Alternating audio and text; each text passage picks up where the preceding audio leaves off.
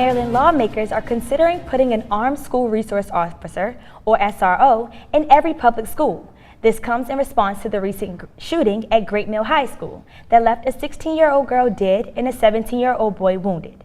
There are about 1,400 public schools in the state, and nearly 400 of them already have an SRO. If passed, the bill will go into effect July 1st, adding an estimated 1,000 new officers.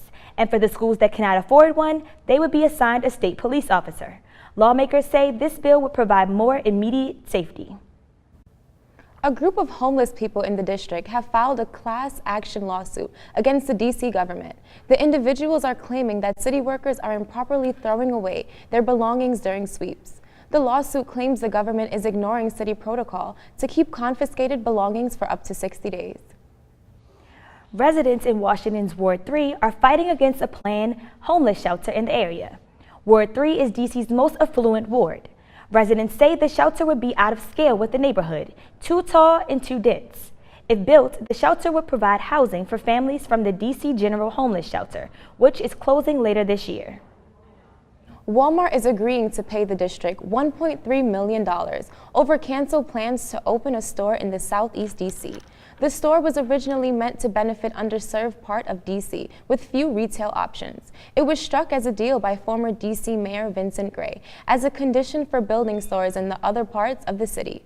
Walmart has opened 3 other stores in Southwest and Southeast, but decided to drop plans for a store in Southeast, an area defined by the federal government as a food desert. Walmart and healthcare provider Humana are starting talks about merging, and there's a $50 billion price tag on the line. This rising trend in the healthcare industry involves other companies such as Aetna and Amazon. If the deal closes, this will be the largest investment Walmart has ever made and will strengthen Walmart's position as one of the largest retail pharmacies in the U.S. The state of the nation's river takes a huge step for the district's environmental process. Crystal Campos has more on the story. What was once the #1 most endangered river in the country is now making a comeback. The Potomac River scores its highest grade from the Potomac Conservancy's 2018 report card. A dramatic turnaround for the region's drinking water source. The Potomac's health has improved in the past 10 years, from a grade D to now a B. WTOP tweeted the river's past top pollutants, saying nitrogen, phosphorus, and sediment are all down, and fish and wildlife, including American shad and bald eagles, are returning to the region's waters. Former D.C. resident Greg Williams says he thinks the river's transformation is the result of environmental regulations. Environmentally friendly decisions they made were, pretty good, especially for the river. The Potomac Conservancy is working at not only keeping the river clean, but a destination for swimmers.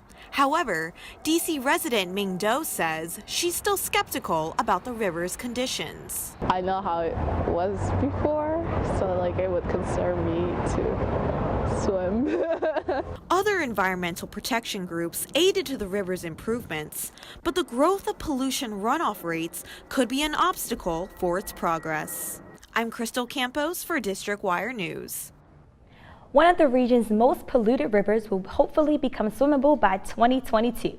The Anacostia River, which runs through Southeast D.C. to join with the Potomac, is the focus of the largest public infrastructure project in D.C. since the Metro. It is called the Clean Rivers Project, a 13-mile tunnel and cistern system designed to capture billions of gallons of raw sewage dumped into the Anacostia River every time it rains. Phase 1 of the project began on Wednesday, being called the biggest improvement to the Anacostia River in its history by the project director Clayton Ray. Heavy development along its banks and weak investment in the past have led the river to what many call DC's forgotten river. However, according to Emily Frank, the Anacostia Riverkeeper, the river will hopefully become safe for swimming by 2022, thanks to this project. The Maryland Senate is setting aside over $100 million to fund the Metro. Alongside Virginia and D.C., Maryland is getting on board to help with funding for a better transit system. The economic interest in Metro has really advanced, especially with the possibility of Amazon's HQ2 facility coming to Maryland. However, Maryland Delegate Mark Corman says the work isn't over yet. The bill must still be sent to Governor Larry Hogan for approval. Bird electric scooter sharing systems are rolling out in DC. The motorized scooters rent for $1 to start, plus 15 cents per minute of use. Users can track down a scooter using an app and drop it off anywhere when the trip is completed. The company joins a growing list of scooter operations in DC.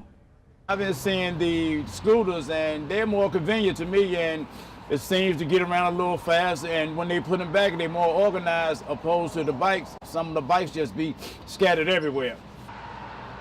The scooters can be placed in different neighborhoods. The company will be distributing nearly 400 more scooters in the Shaw, Logan Circle, and Howard University neighborhoods. Sex education classes in Maryland will now include instructions on consent due to a bill that's moving its way through Congress. Under this bill, middle and high school students will learn what consent means and how to respect personal boundaries. At least 24 states this year are considering laws that would incorporate sexual violence prevention into high school and middle school curriculums on Friday. The Senate advanced the bill, and it will receive final approval sometime next week. Maryland may be outlawing gay conversion therapy on minors. Another name for it is reparative therapy, which aims to end someone's sexual desires of the same gender through counseling and psychotherapy. The state Senate gave initial approval of the ban last week after a long debate. Under the Maryland bill, healthcare professionals who try to carry out the therapy with a minor could be fined or even lose their license. The legislation session is set to end on April 9th. Coming up, families are pouring into the Neches Tidal Basin to catch the peak bloom during DC's annual Cherry Blossom Festival. Stay tuned to see why the Japanese cherry blossoms are so admired by visitors and DC natives.